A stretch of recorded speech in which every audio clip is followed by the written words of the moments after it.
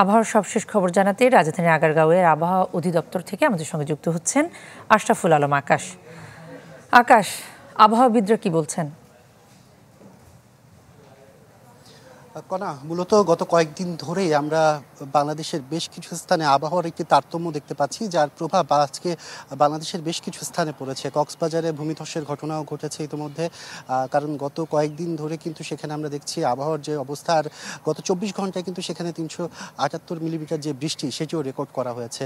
আর এই আবহাওয়া অফিস থেকে আমরা যা জানতে পেরেছি সেটি যদি বলে রাখি, তাহলে বলতে হবে যে ভিয়েতনামে যে ঘূর্ণিঝড়টি সৃষ্টি হয়েছিল, ভিয়েতনামের যে টাইফুন ইয়াগি, সেটি মূলত বাংলাদেশের স্থলভাগ পার করে কিছুটা দুর্বল হয়ে বঙ্গোপসাগরে এসেছে, যা লঘুচাপ থেকে সুস্পষ্ট লঘুচাপ সৃষ্টি করেছে। এটি আজ রাতের মধ্য দিয়ে নিম্নচাপের সৃষ্টি করবে বলেও জানিয়েছে আবহাওয়া অফিস।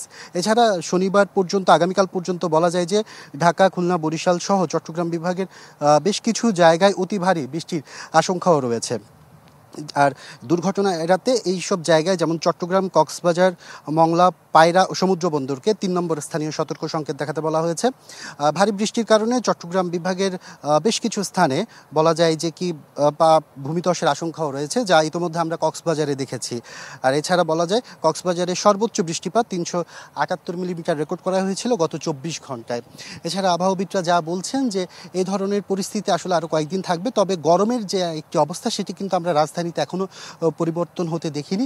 এই গরমের পরিস্থিতিও আসলে আরও কয়েকদিন থাকবে, তবে বৃষ্টিপাত যদি টানা পড়তে থাকে সেক্ষেত্রে গরমের যে ভাব সেটি কিছুটা কমে আসতে পারে। এছাড়া আর বড় ধরনের কোনো পরিবর্তন নেই, তবে উপকূলীয় অঞ্চলে যারা আছে তাদেরকে সতর্ক থাকতে বলা হয়েছে। কণা।